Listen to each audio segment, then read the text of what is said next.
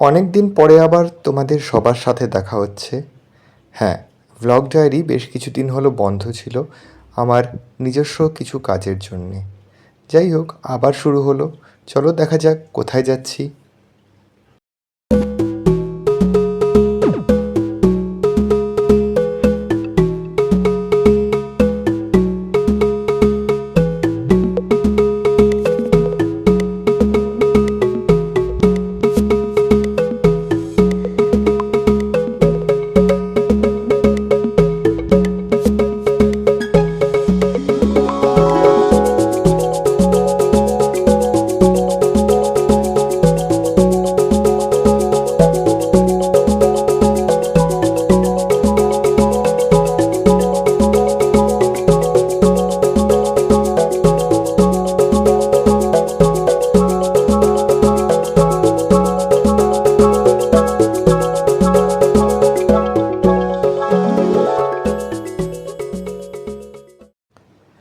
জায়গাটা টালিগঞ্জ এলাকা।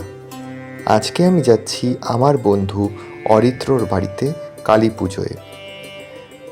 যেহেতু ভ্লগ ডায়েরি অনেক দিন ধরে বন্ধ ছিল এবং নতুন কোনো ভ্লগ নিয়ে আসতেই হতো, তাই আমি ভাবলাম যে ওদের বাড়ির কালী পুজোর এই পূর্ণ দিনটাকেই না হয় আমরা বেছে নিই এবং এদিন থেকেই আমরা আমাদের ভ্লগটাকে আবার স্টার্ট করি, মানে রিস্টার্ট আর কি।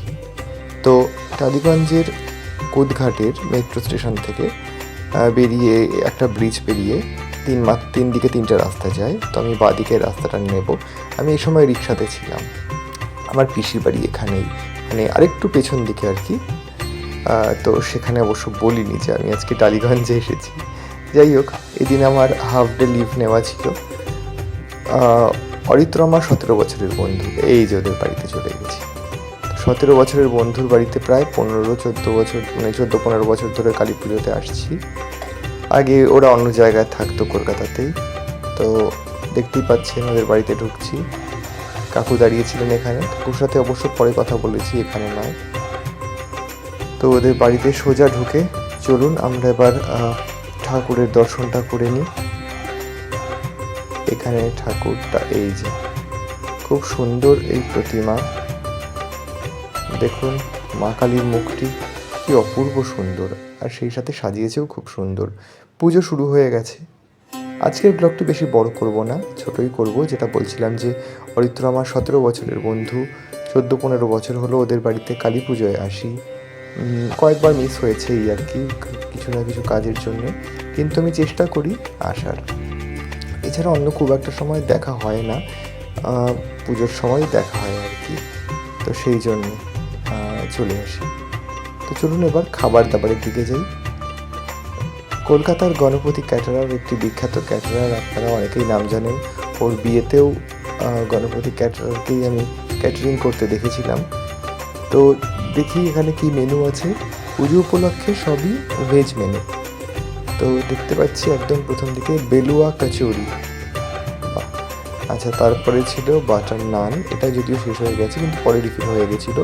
তারপরে মিনি আলুর দম, তারপরে মিক্সড ভেজিটেবল, তারপরে বাসন্তী পোলাও, ডাল মাখানি, এখানে কিছু ফ্রাইস, এখানে রয়েছে মতিচুরের লাড্ডু, এখানে রয়েছে কেসারিয়া রসগোল্লা, এখানে সুজির হালুয়া এবং জলেবি।